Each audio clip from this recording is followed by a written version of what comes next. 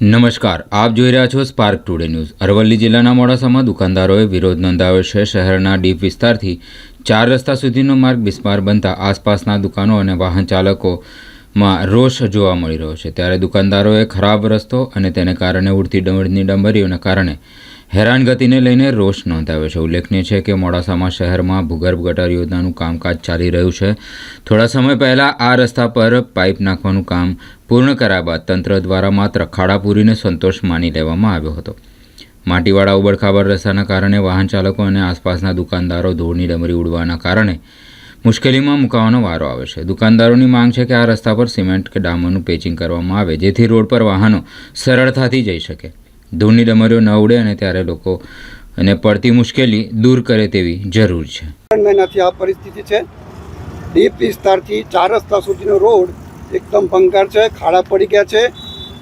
તો એ લોકો થોડો ડામરનું પેચિંગ કરે તો ધૂળ ના ઉડે। અમારે એટલું જ રજૂઆત છે મારી સત્તાધીશોને, જે ધૂળ ઉડે છે એકદમ ખરાબ, પાણી છાંટે અને એના પર પેચિંગ કરે, ડામરનું ના થાય તો સિમેન્ટનું પેચિંગ કરી, પણ ધૂળ ઉડતી બંધ કરે એટલી અમારી અપેક્ષા છે બધા વેપારીઓની। બરાબર, કેટલા સમયથી 3 મહિના થઈ ગયા વાત છે।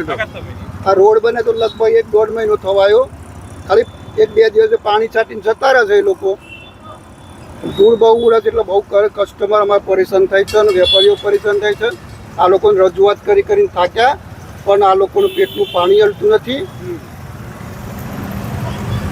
અને આ લોકો જાડી ચામડીના થઈ ગયા છે, કોઈની સાંભળતા નથી।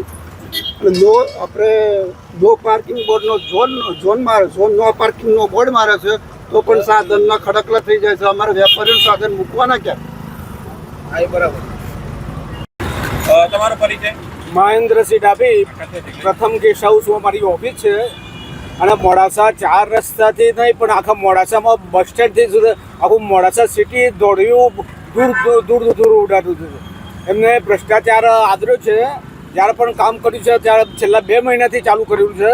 અમારે દરરોજ રોડ ઉપરથી માટી અમારી ઓફિસોમાં અંદર આવે છે, ઓફિસો ગ્રાહક આવે છે, એ લોકોને પણ તકલીફ પડે છે।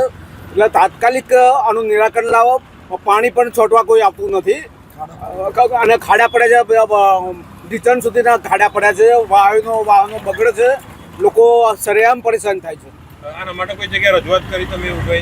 અમે નગરપાલિકામાં 4 વખત રજૂઆત કરી છે, પણ નગરપાલિકા કશું કહે તો આખા મોડાસામાં કામ ચાલે છે, એટલે જ્યાં સુધી પૂરું ના થાય તો સુધી આ જ પરિસ્થિતિ એમ કહે છે કે પછી નડિયાદ ડિવિઝન લાગે।